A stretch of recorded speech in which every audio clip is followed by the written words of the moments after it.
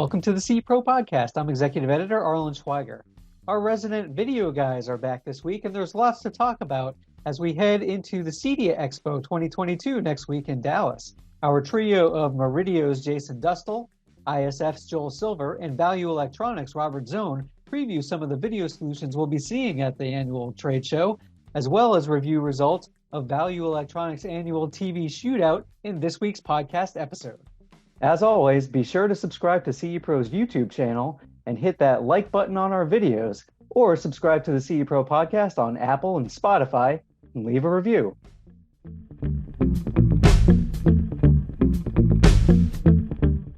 Hi, I'm Bob Onch, your senior editor with CE Pro Magazine, and it's time for another episode of the Video Guys.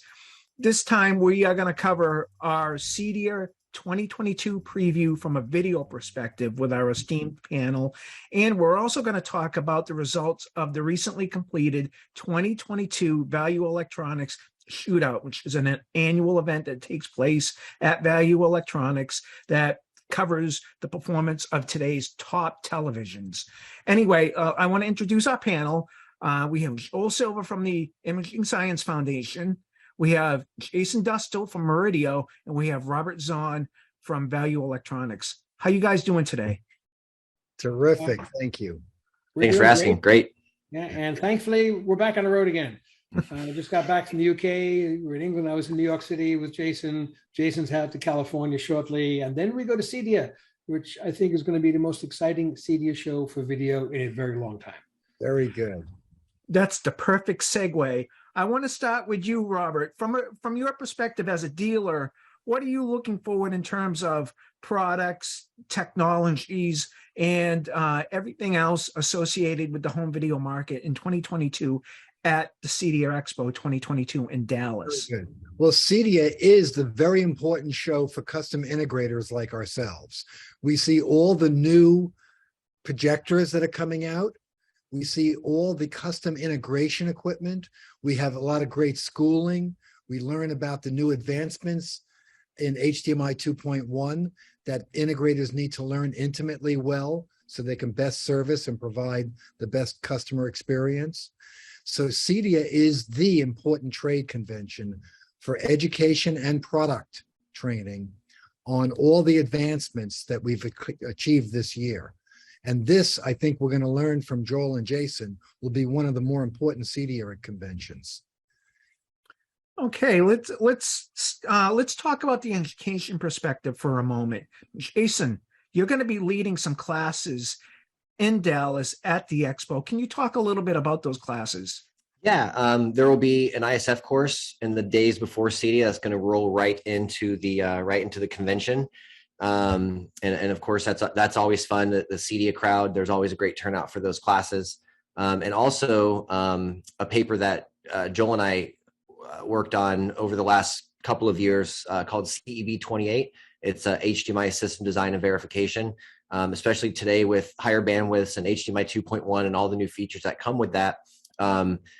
I keep telling people HDMI is here to stay, and as things get a little bit easier with things like auto low latency mode and these types of things, people still need to know how to handle that and how to set it up. So that's a 1-hour course on what that paper entails, and anything from normal HDMI cables that we all love and we all use every day to fiber hybrid HDMI cables and alternative transport technologies such as HD-Base-T and different ways we're going to be able to send these high bandwidth signals around the room or around a commercial environment or maybe a residential environment. And also, how do we set it up so it's working correctly? That's an important part. But also when it's not working correctly, how do we troubleshoot it either with or without tools?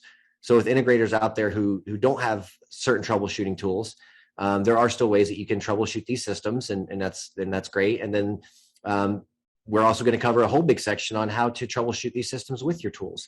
So it'll be a fun class. We did something very similar at the ISE trade show back in Barcelona and had a great turnout and got lots of great feedback on it. People are really starting to latch on to HDMI 2.1. Yes. Joel, I wanted to save you for last because you're the rock star here with the CEDIA. Sorry. I believe you're a Hall of Famer.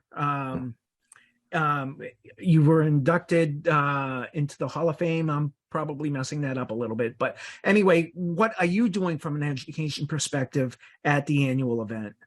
I'll be chairing things with Dave Meyer, who's a name your people should know. He's going to be teaching ISF classes for us down in Australia and New Zealand, but he was the rock star as a subject matter expert on the CB 28 that Jason just talked about. And Jason, was he phenomenal in that committee? David's the best. And I say this all the time about these committees, and I just feel so honored to be part of them, but just being in the same phone calls with these guys and Zoom meetings and whatnot, and bouncing things back and forth on, even just the little things. Sometimes it'll take us, 2 or 3 calls, which are usually an hour a piece, to just hammer out, one paragraph, because we really want the installers out there to really understand how to do this stuff in the easiest and most efficient way possible. So with David's knowledge of HDMI, he was able to clear a lot of things up for us, and I learned a ton from him, and we're really happy to see him in Dallas, and we're really happy to have him helping us with the ISF courses too.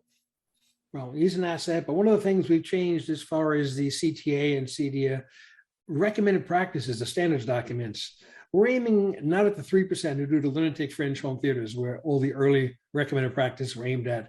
This is aimed at the 97% who do everything. So one of the key things we found that was really a major irritant and a disaster that needed to be fixed first was the old ARC, backwards HDMI audio return channel. And even before the rest of the new features of 2.1 showed up, eARC was on TVs immediately. And this isn't a feature, this is lifeblood. The amount of content my clients and personally I'm watching via streaming is spectacular. The quality is amazing. And we spent 10 years with 4 ventures that went broke, bringing first run movies to the home. Failed miserably. So after a decade of failures, COVID brings us success in the back door. And what all my friends are noticing, and we're talking about offline, is the audio quality on some of the streaming, where we're not getting a second gen mix that was done for the theater and they do whatever they could for us because it was done for the theater. This is done for the home. The tail is wagging the dog. We're getting it first, we're getting it better, and we can't hear it if eARC is not working. So I set up a system in my office, it's behind me, and I did it just a few weeks ago. I just plugged things together, turned on the TV, and the audio system turned on, the sound came out. I did nothing. I just plugged them in and it all just worked. It was unbelievable. I didn't need diagnostic tools. I didn't need format analyzer. I just plugged it in. eARC is necessary to work because this is where the content's coming from. Now I got to go backwards down that HDMI cable. It's a good trick. And it really is a good trick because now with the eARC, more manufacturers are coming on board. And Jason's correct. We've got diagnostic tools for it. I don't want to use them. I just want to plug and play, not plug and pray the way we've done for years. So HDMI is getting better, but the amount of content coming over the stream means we have to get eARC working. So that's going to be necessary. So you're going to see more compliance with the HDMI standards for eARC. And what's going to be happening now with HDR being common, it's not just the spice of life on the occasional movie. It's a lot of great movies. And of course, being with Samsung in London last week, HDR 10 plus for them is strong. Panasonic's behind that, some studios behind it. Dolby Vision's all over the place. Yeah. HDR 10 with passive metadata is not what we thought the disaster would be, and that has everything to do with AI. So we were doing demos in England of AI generated frame by frame improvements in HDR versus metadata driven, where the cinematographer, directors, and team have control over your pixels. The same way we've had audio control of our speakers. We can control pixel by pixel with metadata, and the exchange between CTA and SMPTE is responsible for that working. But the metadata is not always present in HDR10. So the AI in these TV sets, it's not that far behind. And is it guesswork? Absolutely. Let's call it interpolation in space and time with tremendous amount of computational power, making non-dynamic HDR look closer to dynamic HDR. So even if your streams aren't dynamic HDR with metadata, the TVs, the top line TVs, and this is really what separates some of the average TVs from the spectacular TVs. The interpolation of HDR on your screen is visible, it's good, And there are times it approaches what we could do with metadata. These intelligent decisions are being made well. So if we get that up in the air working well, we get the EARC working well, we get common content from a bunch of sources in HDR, coupled with the size and the price drops in TVs and the new technologies coming our way. We've got the ultra short throw projectors, which we all scoffed and looked askance at 3 or 4 years. Progress there has been remarkable. They are not going to compete with a 100-inch direct view monitor, but for the price, they're doing amazing things. And when I look at the very large screens above 90 inches, the price in the past 3 years has gone from completely unaffordable, the price of a Porsche, to being something that, hey, I really think I can, it's not cheap, but I can buy that. So the sales of things over 90 inches are spectacular. Robert, you got to be seeing in the stores. What's the customer acceptance like on the over 90-inch market? Actually, it's quite strong. And just starting yesterday, Sony is running a sale on their 100-inch X92 at $14,999. So it's down from $20,000. It dropped $5,000. What was the launch price on it, Robert? Do you remember? $20,000. Yes. Before that, the first models. Oh, first at CEDIA Market. Please help me for forgetting how high they were. I remember specifically the Z9s were 60 grand. Yeah, 60 grand, right. And they sold out. Now it's 15,000, and the performance, the quality is much better, and the price is way low. So the market's grown rapidly. But at 60 grand, they sold out the year's allocation before lunch. It did well at 60,000, yes. And now at 14,000, that's amazing value. And yes, what people are starting to understand, and I had real resistance on this in the United Kingdom, because they're always saying, we don't have your big rooms like you have in the States. I said, excuse me. The rooms you see on TV shows in America are not our regular rooms. So your perception of how big our rooms are is completely skewed. And if you go into any expensive area or cities, our rooms are the same size as yours, but I can put a 77-inch in a tiny room. That's right. 4K and 8K. I no longer need a mansion to have a 100-inch TV set. So our rooms accommodate the sets because the amount of resolution and the real kicker, the scaling. The challenge for me is not 4K content or 1-to 8K content. The challenge for me is 720p and 1080i, primitive Stone Age HD stuff, and the up conversion in the engines on these TVs is spectacular. And I think what we're not seeing press on, and people don't understand, is just how much of an easier job up conversion is on an 8K TV with 4 times the processing power, 4 times the physical pixels. The mistakes are 1/4 the size. So one of the things I look for in an 8K TV is, what's it make a ball game look like? It's coming at me in either primitive, less than 1 megapixel 720, or 1080i when it wiggles all over the place every time the image has the audacity to move. So the processing power there is what I pay for in those TV sets, just like the AI and HDR. So I am so optimistic about this business. I'm seeing my clients all stepping up to new screens. Robert, I don't want to ask you numbers, but I'm sure you're having a fantastic year, as are all the other top retailers who can explain these things to clients. Literally, our business is up 300%. Wow. 2 years ago, yeah. And we're seeing this all over the world, by the way. And for the Brits to tell me that 80-inch sets are selling well, I mean, right now, as far as I'm concerned, the 65-inch is the new 42. Yeah. It's a commodity TV. It's and you could buy it for a song if you buy a basic model without a lot of AI. So 65 is entry level now. That's and right. Mid 70s is a little spicy, and you jump above 80, it's high end, and the 90 is the dream TV, the 90 to 100. And this is the era because we have the software to support it. So the education, Mr. Archer, that's what's missing here. The dealers are not really getting the message across to the end users as to how good these things are, how big you can go in your room, what HDR really means, and the fact that you can make EOC work, because I've got so many dealers who were so badly burned by the first generation ARC, they don't want to know about plugging it in. They're gun shy, and the world has walked right by them. So they're still doing SPDIF and some primitive things. They're missing out on all the features when we've got Soundbars that now are doing an embarrassingly good job on immersive audio. I mean, it's shocking. And some of the soundbars calibrate themselves when you turn them on. I mean, so one of the things we're doing, and Jason's my co-chair on the committee now for entertainment spaces. It's no longer dedicated home theater. The new standard we're writing is for video entertainment spaces. and there'll be 4 different levels of performance. The first level is basically going to be a TV and a soundbar in a room. And Jason, you've heard some systems. How well are these things working out? I put a 77-inch moderate TV and a good soundbar. So it's very funny. This conversation has come up because I recently changed some things around in my own house, and the TV is in a place in the living room right now where it would greatly benefit from a sound bar. You know, in that space in my own home, I can't do a 5.1, much less a 7.1.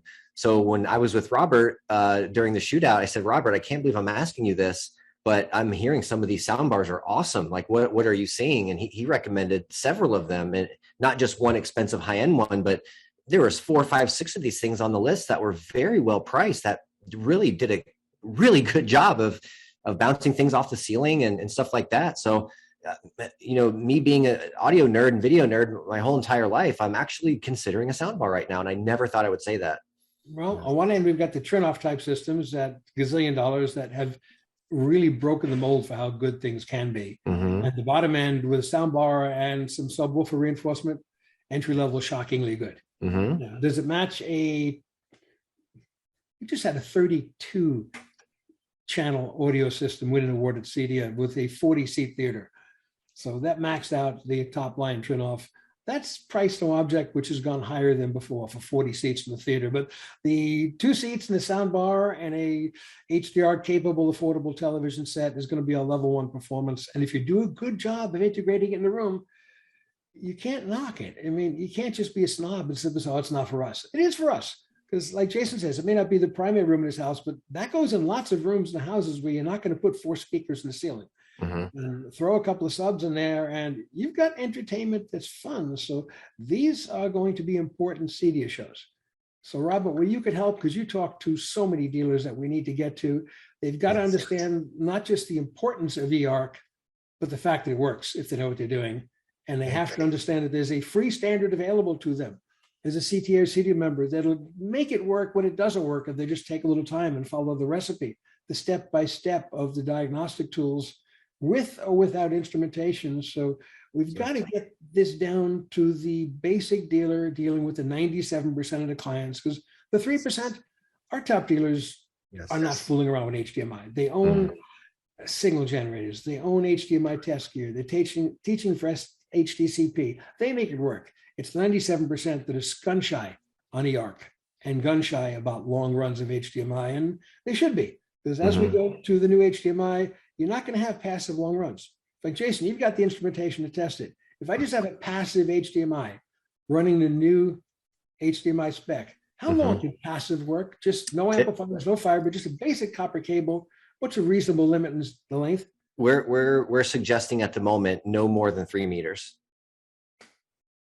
And he's dead nuts right. By the way, how about a 1/2 meter? Can we do that? Those are just as problematic. We're telling people 2 to 3 meters, and those short little jumper cables, there's not enough time for the signal to equalize properly and clock properly before it gets to its source. So where we have these folks who are building these beautiful, wonderful racks, especially the ones we see in the CEDIA awards, you know, instead of using those little jumpers, they got to get a little more creative with the rack dressing and using a little bit longer cables. But point being is, you know, we're running into a lot of folks that say, I mean, how long are your cables? You're having these problems. They, I'm using a 0.5 meter or 1 meter or even a 1.5 meter cable. We say, hey, this is going to sound really weird. Take the 0.5 meter cable out, put in a 2 meter cable, see if the system works a little bit better. And it helps in so many different cases. And it's just very strange if you've done AV for a long time to say the short cables are the ones causing the most problems sometimes. So it's a little weird, but that's just how it is right now. Well, it's counterintuitive, but the physics of equalization, and we've now got equalization on the ports of $500 TVs. So they're making systems work, but equalization just requires things in the time domain. And we had a bunch of jumpers that Jason and I were on the road with, and we were kind of puzzled that we had switching problems and dropouts and HDR going away and a myriad of headaches, all of which were very annoying. And we got involved with our friends in Australia sitting there and saying, okay, we changed it for long cable, things went away. I don't understand that. I know empirically, Jason and I made it work. Why? And that required some of our people who know everything to go to the lab for people who know more than everything. And they came back and go, here's the reasons, it's equalization. So a learning curve for us as well, but now it is past that curve. It's now learned, known science, and we can work with it.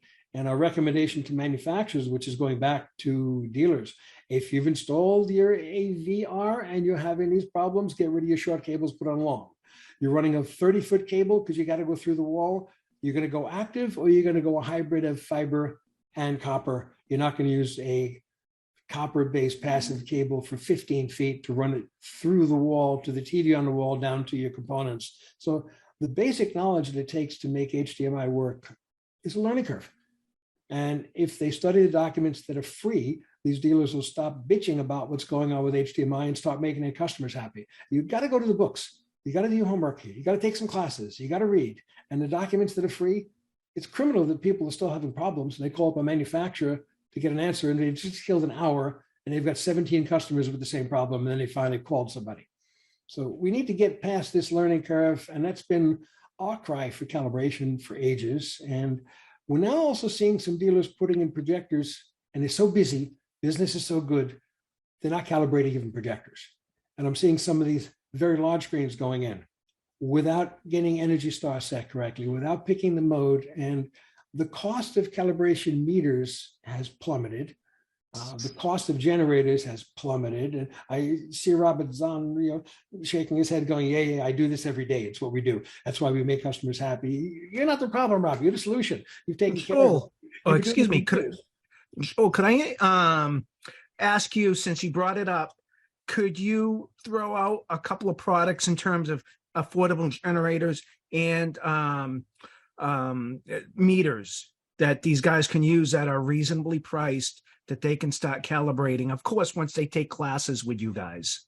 Of course. That'll count. Permit me to be Switzerland and be neutral. I'm going to football that question over to Jason, who works for Murideo.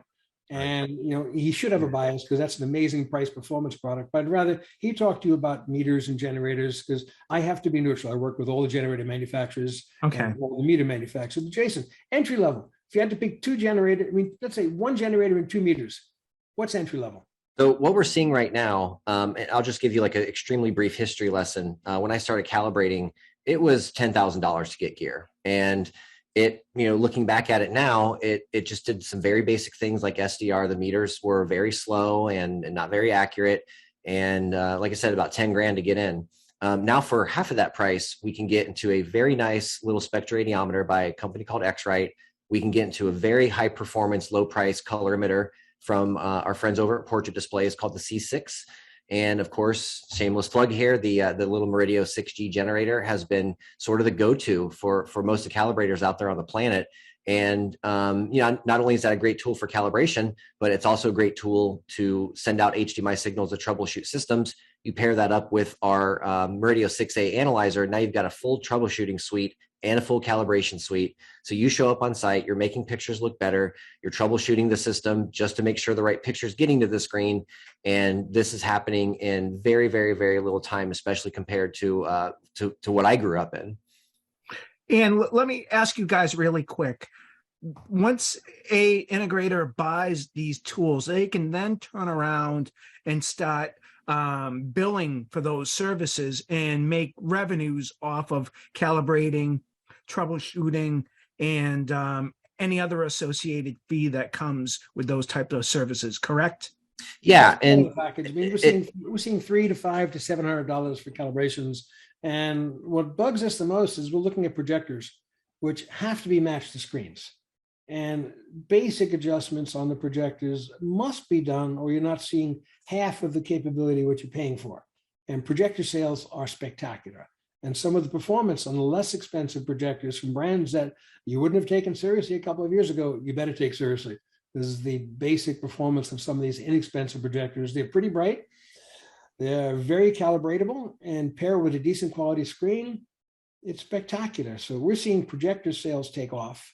And HDR on projectors is dicey. We don't have light output, except it's the very best systems. But if you can calibrate them to get the basic HDR working within the limits of the projector, since it's so geared to human factors, color is so much better. The inexpensive projectors do a fantastic job, and we just couldn't endorse them not too many years ago. and they're calibratable, but you still have to match it to a screen. You got to match the screen to your room. So the two-piece projection market requires some design skills. And a lot of it has to do with something we talked about last time, just listening skills. Tell me about the room this projector is going in. Tell me what goes on with light control, and tell me what you watch. And I can pick a projector screen combination to make it work for you. And this has been a growth curve that we never anticipated. Projectors getting so good, so cheap, so adjustable for mainstream brands that globally projectors are doing extremely well. And it's still the best value for your dollar in terms of big screen for small dollars. But they got to be set up. They've got to be calibrated. Flat panel, if you put the Energy Star mode in something intelligent, pick a calibrated mode that we work on with most manufacturers, you're in the ballpark. So Jason, if you walked into a TV and I gave you 10 minutes with out of the box, could you improve it in 10 minutes? Probably 3 or 4. Okay. I mean, really, I mean, there's a few key things, and this is no secret. I mean, there's lots of reviewers talk about this every day, but you can do 3, 4, maybe 5 things to a TV out of the box. And it's everything after that is going to be things like color correction with light meters and stuff like that. But you can do a really good bang up job with just a few settings in just a few minutes. And we're still, unfortunately, we're really not seeing that happen. I show up to clients' homes sometimes. I go help dealers with certain things, and the TV's been on the wall for 3 months, and it's still in the energy savings mode. So it's dark and it's oversaturated, and the blacks are crushed. It's overly sharpened, and what we're seeing today is just taking a flat panel out of the energy savings mode. We're getting 50, 60, 75. In some cases, % light increase. And it's the complete opposite of what we did at the very beginning of my calibration life, where we were taking the TV from a vivid power hungry mode into a calibrated mode that was a little bit darker. That was just the reality of it. And now we're seeing the exact opposite. Take it out of energy savings. Number 1, get a bunch of light. Number 2, pick a picture mode that has some adjustments in it and is, a little bit closer than something like Vivid or Energy Star. And you can just tweak a few things: black level, white level, color, tint, sharpness. And after that, it's all color correction. So you can do a pretty bang up job in just a few minutes. And then if you want to take it to that next level, that's when you start, cracking open the light meters. Well, this is where Jason and I bang our heads on the wall. We're looking at the amount of time we spend with manufacturers, the amount of money the manufacturers are spending on menu design, and people don't press the buttons that they paid for. Mm-hmm. And every editorial group we work with, we just had a bunch of writers with Jason and I in New York. Yeah. I won't mention the publications, but these are far-reaching mainstream publications. They're going to be getting that message out. And for most people, if they press the menu button on a TV, it's very confusing. They don't want to press the menu button. And if they press a button and text comes up on screen, they're looking for the exit button as fast as they can. They're scared. They don't want to break it. They're afraid it will melt down and destroy itself in front of them, which is the same fear of computers. But the dealer who put it in should at least do the basics of the mode, the Energy Star setting, and there's usually something that you can call a dimmer, whether it's LCD backlight or OLED light or brightness control, but whatever actually is the volume control for light. Once you turn the Energy Star off, you have lots of light. Yes. In some cases, too much light for a bedroom or a living room, but you're going to need it all for the kitchen or the sunroom. And that dimmer on that TV set is core technology, and it matches the TV to the room. And dealers like Robert, they'll be able to set things up where you open the blinds, the TV changes mode. You turn on the lighting control, the lights go up, the TV changes mode. And that's the type of service people get in a high end. But just the basic guy buying a TV, a soundbar, and a couple of sources, put it in the right mode, get Energy Star to be working for you, not against you. Use that volume for luminance control. 5 minutes. Yes, Jason will do it in 2 or 3, but the rest of us, 5 minutes. The 5 minutes someone will take, but they've got to take some training to learn how to do that. Mm-hmm. And every single manufacturer has jumped on the bandwagon of making 1 or 2 modes in their TV set applicable to a home. So, Robert, you've been part of the story for this for a long time with your publications. So yes. You've helped us bring awareness to the manufacturers. And every time you write up a TV and you talk about how good it is in certain modes, the guys I work with, an engineering team, go, "Thank you, Mr. Archer." They're not getting press to tell their marketing people, "See, I told you so. If we do this, the press will like our TVs." So we've had a long history of that. And Robert Zohn's out there in the field looking at the history and saying, "Hey, give me 5 minutes. I'll make it decent. Give it to one of my calibrators. We'll make it near perfect." And your shootout, we should segue into that. The shootout was a testimony to how close we can get consumer TVs to reference $35,000. That's right. Studio monitors. And there are two things we aim at. It took us 15 years of our company. The first 15 years of our company, we're attempting to get TVs to get to the color fidelity and the color saturation in gamut, G-A-M-U-T, and the gamma of the standard definition broadcast monitor, the old BVMs in the SDR world, Rec 709, a 1990 spec. It took us until almost the turn of the century to be able to replicate that with most consumer TV sets. So when we get to SDR, I give any of our calibrators a little bit of time, they'll match the SDR reference monitor perfectly. The HDR monitor, the new beast, has light capability that most TVs don't have. So we can get 90% of it. And there are now metadata specs on HDR that tell you two things of critical importance. One, what's the peak light of the content? Now, that can be tricky because it could be 1 pixel in 1/24th of a second on a 3-hour movie that'll determine the peak light output of the program, but more importantly, the average light output. That's part of the metadata that goes to our systems. And Jason, you've measured a bunch of average outputs. Is that easily achievable by most TV sets? If I'm seeing 80 to 140, I just saw a movie that was 210 nits. Will all the TVs do the average light? Yeah, and it's funny because looking back to some legacy display technologies, we were always for SDR at 34-foot Lamberts, and we were lucky to get that in some cases, which equals right around 100 nits. And now we're seeing TVs do 100 nits in their sleep, and some just off the top of my head, some OLED products. If the OLED light goes up to 100 to achieve 100 nits, we're turning them down to, like, in some cases as low as maybe 20. So there's so much headroom now for SDR, and that's really where it gets important for these really bright rooms. I mean, let's be honest, not everybody's watching a TV in a pitch black room with a bias light behind it and no ambient light at all. People are normal human beings, and my case in the living room is exactly the same. It's a living room. I've got, maybe the microwave light is bright green. If I'm really into a movie, I might put a sock over it so it doesn't interfere with what I'm watching. But point being is there's so much headroom now. So hitting some of these HDR levels, and we saw some of this at the shootout, where we've had this sort of mental goal and hurdle, if you will, with 1,000 nits. And we are seeing some TVs, and Robert, I know you remember this very well. We are seeing some TVs 3,300 nits out of the box, even calibrated 2,600 nits. So this whole hurdle or speed bump of 1,000 nits is starting to become normal. And I have a feeling a year, 2 years from now, it'll be old news, and we'll be laughing. Hey, remember when TVs were only 1,000 nits? So we're really starting to see these TVs now have so much headroom that these levels that the movies are mastered at, even if it's for 1 pixel, 1 second, it could be a firework explosion or something like that. We're able to hit that very easily now. And that's been really the fun thing about some of the newer sets. Jason, even the older sets, so little of the content is 1,000 nits. Oh, yeah, so exactly. It is 100, 200, 300. So that dreaded term tone mapping, as the TVs got better at tone mapping, it wasn't so criminal because they're bright enough where you're tone mapping an insignificant amount of the content.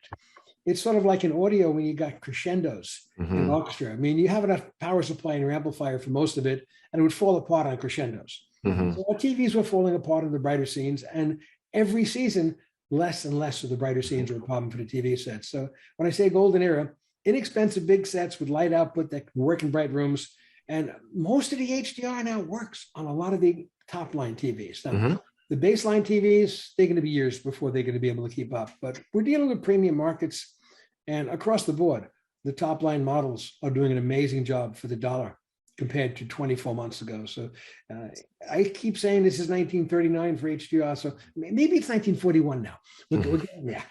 And the HDR performance is spectacular compared to a couple of years ago. And people may not understand it.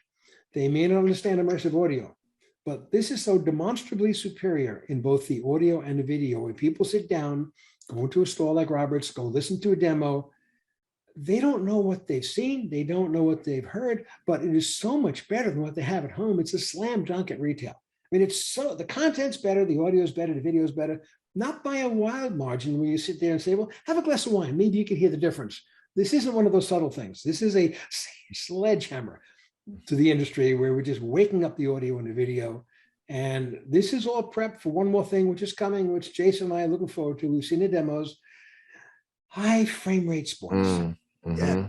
We're way behind, and it's a COVID delay. It's not a supply chain thing. This was supposed to be a launch party at the Olympics in Japan. And the launch party got creamed, and the launch party for high frame rate is PlayStation and Xbox, who just ripped right through it without having to worry about COVID because they're all home watching games. So the world of high frame rate now is gaming. And man, are they doing a good job. Some of the HDMI features, people saying, I don't need this, I don't need that. Well, the gamers need it like lifeblood. And it's looking better and better. It'll leak on in. And when people start seeing the Super Bowl at double the real frame rate, not a calculated, interpreted, phony high frame rate, but capture the camera in progressive HDR at 120 pictures per second. We're trying to name this in the standards committee that Jason and I are talking about. So the nomenclature, we're talking about really techie terms, spatial and temporal resolution. It's bunk. It's space and time. The space is how many pixels left and right and up and down. The time is how many pictures do I show you per second. And we've done a good job on the space. The 4K and 8K camps, they've just rocked. And people don't really understand 8K yet, but they will. But if you watch a football game in 8K versus 4K, you get it instantly. You pay for the processing, but the up conversion to high frame rates just doesn't work. You need live camera feeds shooting in the European markets, 100 pictures per second. Our markets, 120. And that increase in time is actually more visible than the increase in space. So when I go from 2K to 4K, I've got to be sitting pretty close to the TV to actually see the 4K as an advantage, even on 4K content. But when you see 120 in a game, you will realize how soft and fuzzy and how the stutter of the motion we have right now is so 1990. And this is coming. And one of the things that Jason and I are talking about with HDMI bandwidth, the limitations of HDMI are going to kill us again, because the guys who did a bad job and they're marginally getting HDR, they're not going to be marginal in high frame rate. They're going to fail. And they'll be on the phone to tech support all over the place because people aren't going to get the game. The HDMI will do a good job and default down to 60 when it fails at 120, and you won't get the picture. So these are going to be exciting times. And Robert, that's I don't think it's next Super Bowl. It's probably the one afterwards. But get your inventory in order because it's going to be gone when they see the first TV at 120. I don't care what you have in stock. It's all going to be sold after the game. Very good. Well, thank you for that tip.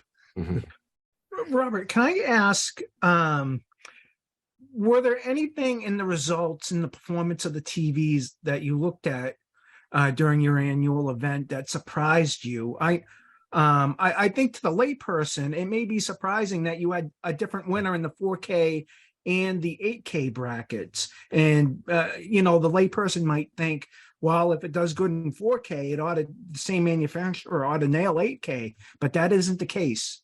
Right.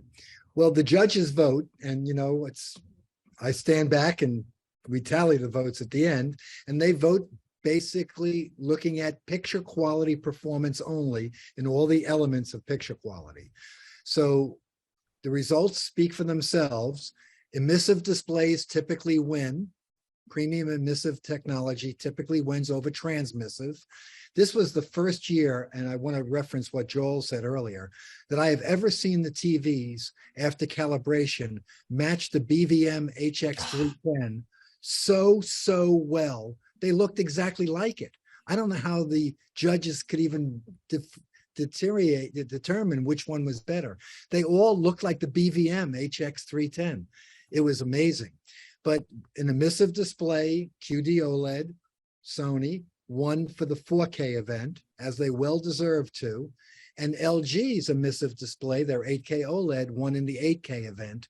But I got to tell you, they were all very close. The voting was very close. Very close. Even the voting was close. If you're looking at the results, the voting was pretty close. Very close. I cutting hairs. I was tallying up the votes with Robert's daughter at the very end, and we were going through the numbers. And I mean, I'm sitting here like, we had a feeling it was going to be tight, but in certain categories and even in the final results and stuff like that, I mean, we were tenths of points away between TVs, and it was just unbelievable. There wasn't there were no blowouts like we've seen in shootouts of the past. And as Robert mentioned, a real quick story, I got to the shop to help prepare for the show, and Robert had the QD OLED hybrid right next to the 310, and he said, Jason, you got to see this, man. Just sit down.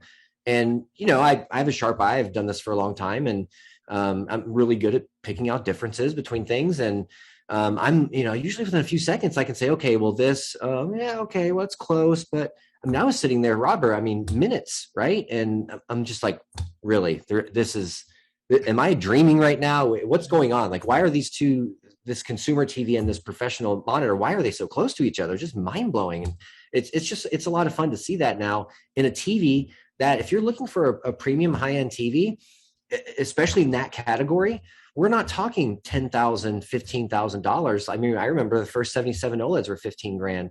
Some of these TVs are coming in $3,000, $4,000. And especially with new technology and hybrids and things like that, you're expecting them to be crazy expensive, and they're not. So a lot of people can afford these TVs that are as good in some cases as a professional monitor. It's just mind blowing. Jason, that's if they press a few buttons. Exactly. There you go. I mean, criminal. If you're watching it in the out-of-box settings, it's excellent point. It's just absurd. It's one of the toughest things in our industry to know what the capability is and know that there's a significant number of owners who took it home and will never see what the capability is. They'll own it for years and just keep watching it in the out-of-box mode.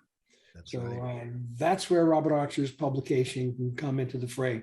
We've got to get to these people, get some talent in there to deliver the TV set. Even if they do a rudimentary setup, it's a huge step in the right direction. And the price of calibration gear has gotten so low. Mm-hmm. We're busy with classes, but we should be busier. And part of the problem is business is good. Mm-hmm. So we sometimes get more attention from dealers when they're hurting a little bit, but when they're so busy calibrating, they're too much of a hurry to do a good job for the client. And that's the wrong solution. You should do what the client is entitled to, set it up properly, keep the client, go back and see them in a while, make sure everything's working fine, make sure the updates are good. It's basic customer service, and business is not always going to be as good. So if you have new customers now, Robert's having trouble getting more calibrators. You have one calibrator retire on you. The nerve of that guy. Terrible, I know. And we love that guy. He actually has a huge career, does well. I mean, he's an engineer, top notch, did a great job for Robert. Has the audacity to say, I think I'll retire, go to Florida. We needed him. So these are people, we're losing a few every now and then. The guys are getting older and they're stepping down. But a lot of the calibrators just say, I'm going to work half. I'm only going to do the big jobs. I'll do the ones that are the most fun. So we need new blood coming in, and a lot of people are just too busy. So Jason's actually going to do some virtual courses for us. We've done a few of those. Very good. One was a virtual course for a major studio, which is one of the biggest names in business, which shall remain nameless. And I talked to some of the people he taught afterwards, and they just said, I thought that was hard. I do it myself. I can't believe I didn't do it myself years ago. I was waiting for calibrators. So the studio guys are on it. They're getting it. Beautiful. And of course, this was a knee-jerk COVID reaction. I'll get them the gear on a loan. Jason will teach them. We've actually got an online course. And Robert, maybe we should talk about this. You reviewed it once, and you had a good time with the online course. You took it one section per day. Maybe we should talk about that again, because those have trickled on down. The people who knew about it took it. We got to reach some new people. But the online really helps. And Jason takes the people who finish the online. He does the hands-on. Mm-hmm. And at Samsung UK, they as a group, everyone there took the online, and we just did a 2-day course for them, not a 3-day we normally do. And it saved us a lot of time. But that scenario of getting to more people to get the features that Jason is stunned by in these TV sets. And by the way, Jason, if it was in the factory mode, picking out the differences would have been quite so hard compared to no. I mean, that's just such a dramatic difference if you compare especially something like a BVM that's calibrated and tuned in to an out of the box mode on the same TV that Robert sat me in front of. It would be a dramatic difference, loss of detail, incorrect color, overly sharpened, and just dim overall, and crushed blacks, and just all these things that make a picture not good. It's dramatically different. And we're talking the same TV, putting it into a better mode and doing some of the things you're speaking to. It's really unbelievable. You almost say to yourself, gosh, is that the same TV? It looks so much different after doing some basic things. It's not the same TV. It's not. It's not. It's not. TV in the out-of-box setting, which is what they need to do, because that harsh blue picture looks good in the showroom under fluorescent lights with the windows open. compared to all the other TVs in the fluorescent mode with the blue pictures and the edge sharpening and the dim energy star. So it's a showroom setting. They're going to have that for the rest of our lives. But when you pop them in a couple of modes, now, of course, at the shootout, Robert, thankfully you gave people time to calibrate these things. I know your teams were busy many days burning the TVs in, getting them ready, calibrating them over time. So you didn't do this casually. That's right. And so you put good effort in, which we appreciate, but then the results showed for themselves because every manufacturer scored well. Yes, that's true. And just to reiterate a little bit about Bob Archer's last question, were there any surprises? One of the biggest surprises is how much closer LCD technology came with that quality. Good point. Amazing mini LED with backlight master drive with upgraded processing came very close to the dearly beloved OLED TVs. There wasn't a big spread anymore as we've seen in every previous year. So this was a big, big upgrade year for OLED with quantum dot OLED, for LG OLED as well with bigger subpixels, brighter, more energy efficient heat sinks, with mini LED catching up almost to the blacks that we can get from an OLED TV. It was a very close race, and the mini LEDs, I think, had the bigger upgrade in performance that we've ever seen. Well, the hardware is not dramatically different than the mini LEDs. Yes. What is different is the AI. Mm-hmm. That's right. Thank you. That's where our industry, by the way, our people make chipsets. We're not sitting at the car people with fields full of televisions we can't finish because we don't have chipsets. Our guys make chipsets. They make some high-powered chipsets. So they're building for their own TVs. And the capability of the AI, especially on the macro LED and the normal everyday LED-driven LCD, getting the local area dimming to work really well requires time and space. Mm-hmm. And of course, the bigger TVs, by nature of them being bigger, they're just Lego blocks behind there with more LEDs. So more LEDs make better TVs. So if you have more discrete zones and the AI to calculate where we should dim and where we should blast, that's why you saw the closing of the gap between the old LCD technology and the self-emissive OLEDs. That gap couldn't be closed with hardware. That gap gets closed with AI software. So that revolution in memory capability of TVs is what you were looking at when you're saying, wait a second, that's an LED, that's an LCD TV. Right. What am I looking at? You can't just dramatically point and say, okay, that's an OLED, that's an LCD. You got to look. My favorite advancement of AI is getting the contrast control so accurate so that it follows the EOTF PQ curve, and you see all the details of all the levels of gradation so that the image, it looks perceived to be sharper. It has more depth and detail. It looks naturally 3D. Mm-hmm. And mini LED has the advantage of having that bigger dynamic range of being able to produce a higher peak lumens. The color volume is great. The color saturation is great. The detail in the entire EOTF PQ curve of the contrast is so perfectly done thanks to AI. So this is such a great upgrade year for television technology. It's going to be a big CEDIA show, and it's going to be a tough show because the offerings from the big guns, they're all pretty damn good, as your shootout showed. Yes, thank you. Among the major brands, there isn't a weakling anymore. No. It's a horse race. So a lot of it's going to come down to service from manufacturers. Yes. Do they actually have enough product to supply the dealers? Are you going to be sitting here telling your customers 6 months? They don't want to hear that. They don't want to hear 6 days. They want it delivered in the morning. So having the inventory on hand is going to be critical. Getting tech support for your delivery problems. And everyone blames the display for everything that goes wrong in the TV system. It could be the AVR, it could be the cable, it could be your source. Everyone blames the TV. And the tech support is tough because people are demanding. So the manufacturer's service is going to be more important than ever because good products are common now on the top brands with the top models. Yes. So it's a good reason to step up to the better models. And the step up is not a huge thing anymore. The big difference between the basic models and the step up was a multiple. Mm-hmm. Now it's just a little bit more money.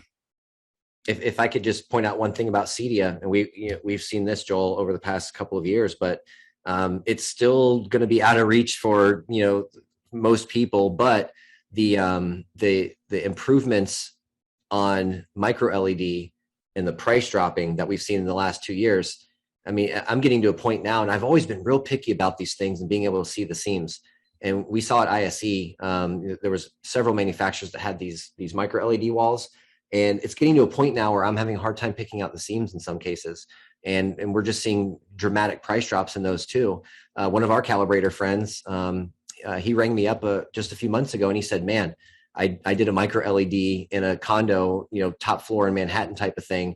And it was just absolutely mind blowing to have that bright and that dynamic and that much color saturation in something of that size in somebody's home in that type of viewing environment. And, with the prices coming down on those, personally, I think it won't be too many more years before we probably will get to an affordable price. Maybe not one that fills up the entire wall, but still big, maybe 120, maybe 150 inches, something like that. But just seeing the price drops on that has just been crazy.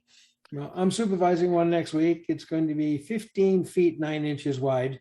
Yeah. It's a beach house. Yeah. So this is not a casual amount of light. I mean, yes, we're not putting it in the East Coast where the sun's on it, but the sun's perpendicular to it. So we're going to be sitting there, and over your right shoulder is going to be the ocean, and the TV is going to be in front of you. And this is a guy who said, I'll buy this beach house if I can watch a Today Show in the morning. Can you make it happen? And I said, it's a off-the-shelf product. We're not going to build anything custom. We're just going to give you off-the-shelf video wall. I've got to make it large enough for your room. And when he found the price drop, because he priced that 2 years ago before the house was done, it's dropped significantly by then. He goes, why don't I just go bigger? I go, just leave it alone. 15, 9 inches is big enough. It's going to be fine. But that's science fiction for most people, but that'll come down one day. Robert, question?